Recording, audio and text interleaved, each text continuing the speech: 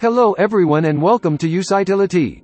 Today we are going to see how to play Bloodline Last Royal Vampire on PC using the brand new BlueStacks 5, that is designed for blazing fast speed and high-octane action.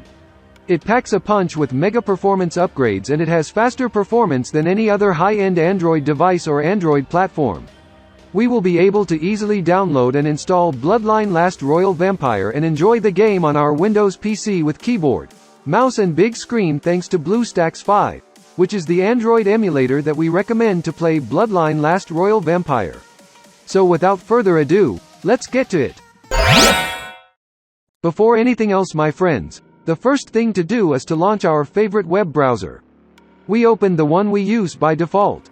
Let's continue, going to the current URL that I'm highlighting in green color. Now, you can see on the PC screen, there is no need to type anything, because I added a link in the video description and as well in the first pinned comment. We ended up on this page on the website of Usitility, at which we get an in-depth overview on the way to download Bloodline Last Royal Vampire on PC. We search lower a little bit and simply click on the Download Game on PC button. Once clicking on that link, we land here on the website of BlueStacks, which the Android emulator that we are going to use to play Bloodline Last Royal Vampire on our PC. It is now obvious that we access some advantages of using that emulator. So we are on the way to proceed to download the Bloodline Last Royal Vampire by clicking on this button Play on BlueStacks that I have marked in green. We then click on that button. Of course, the download step starts and ends immediately. Here it is. Here is located the download. It's a file to execute. The following step is to launch the installer. Okay, then we click on the file. Windows 10 users will be asked for permission to allow changes to the computer. We have clicked yes. I minimize the web browser to view the installer better. The installation software is quite simple. It includes two possibilities: install and setup path. I am going to describe what setup path actually does. We only click on it, and therefore we discover that we have now here the path where the emulator can be set up. If we would like to change for better this folder, we must click on the Browse option, and therefore we choose another directory and set up the emulator wherever we would like. I am going to set it by default. I simply click back. Therefore I just click on install. Fantastic. The install begins and it will go forward with the download of those MB which are displayed on the computer screen. After you save it on your hard drive, it may be more or less megabytes. The data transfer speed may go at a higher speed or slower, subject to your internet and depending on the speed of the emulator servers. Now they are working quite fast.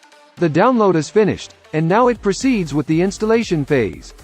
With BlueStacks 5 you can even reduce RAM usage with a single click. Especially useful if you ever face performance-related problems. In addition, you can activate Eco Mode to enjoy 87% reduced CPU usage, 97% reduced GPU usage and easier multitasking. As you can see, BlueStacks 5 is built to provide stability and performance during long gaming sessions. The installation has already finished for me. At present, the emulator has actually been launched instantly. As you can discover, at the bottom of the screen, there's a progress bar that will move forward to the right, so when it actually reaches the ending, the emulator can be launched for the first time. Indeed, the emulator is already launched. Here it is for the very first time. Before we keep going, as can be seen, it made two app icons here on the PC desktop. The BlueStacks and BlueStacks multi-instance. Note that the BlueStacks app icon is definitely the one we are concerned about. Every time we want to run Bloodline Last Royal Vampire on the desktop or laptop, we double-click on this specific icon and consequently launch the emulator. The BlueStacks multi-instance icon allows you to launch multiple emulator instances. And with BlueStacks 5's new improved multi-instance manager in Eco Mode, players can run more game instances faster and with less lag. Shall we make the following step? That is a must-have, and that is to begin browsing the Google Play Store. And we are going to mouse-click on Play Store. As you can view, the Google Play is presented. There we need to log on. So now the moment we are there, we must absolutely accomplish the next phase that is mandatory. So we mouse-click on Sign In. Presently it announces, checking info. It may from time to time get stopped at, checking info, and this doesn't proceed. In this case, you should try to log in after a number of hours and it'll most likely be corrected. At this time we shall type in our email and password. The email needs to be a Gmail email as well as its corresponding password. For example, you make use of the exact same email you are using currently in your YouTube account. Therefore I am going to type in my data and I'll come back as soon as I have done it.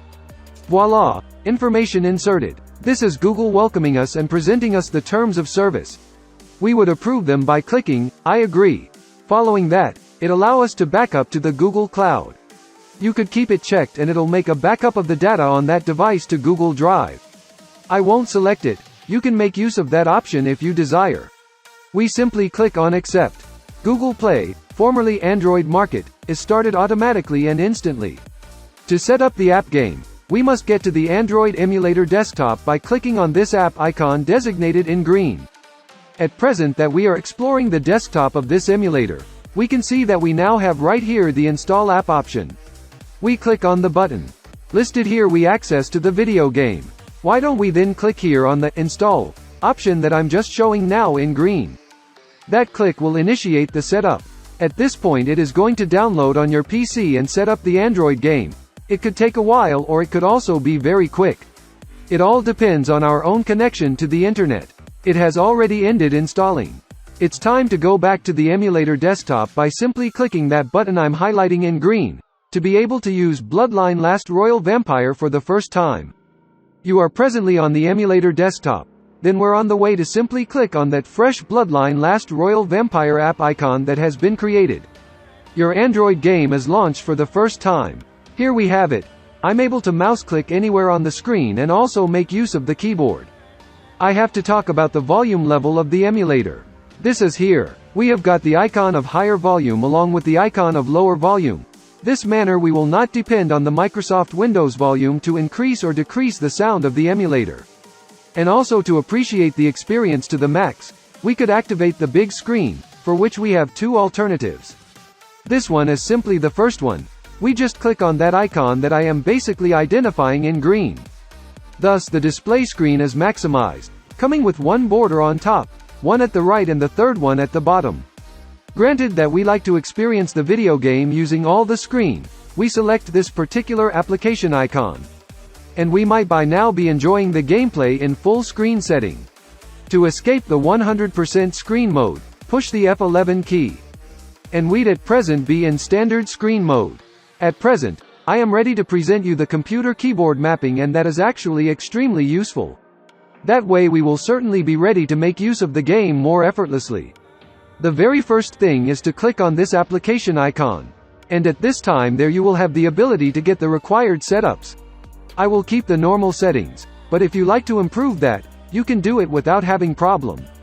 As you can observe, the emulator is absolutely in our language. In some cases it occurs that the emulator is started in the erroneous language, for instance, in Chinese. And as a consequence, to set it up in the correct language we click here to the cogwheel. And thus right here inside of additional configuration settings, we simply click on the language drop down.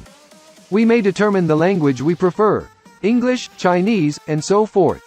When the language is chosen, we would save. The emulator will restart, along with the game. Next time we launch it, will also be in the selected language. So now, you will find another element that we will need to take into consideration, and it is that we will receive an email telling that a new device has been connected with our own Google account. It will ask us if we're the people who have connected that device. That's right, we should not be troubled, because the emulator is emulating an Android device. So you can identify which electronic device is being emulated. We visit here, to the cogwheel, and we simply click on it. Let's browse here to the model choice. And right here we learn that the emulator is emulating a Samsung mobile phone. And so we're going to receive an email saying that a new Samsung device has been connected to our Google account. This is it, guys. So much for this training. I hope that you liked it, particularly that everyone thought it was useful. If that's the case, bring it a nice like, subscribe, and if you have remarks, concerns or suggestions, put them in the comment box down below. You can also comment things on my Twitch channel. I do live streams from time to time. You have it below in the video description and in the first pinned comment. Simply click on any of those videos which are usually showing up on the computer screen, and let's have fun again in the upcoming training videos. Bye.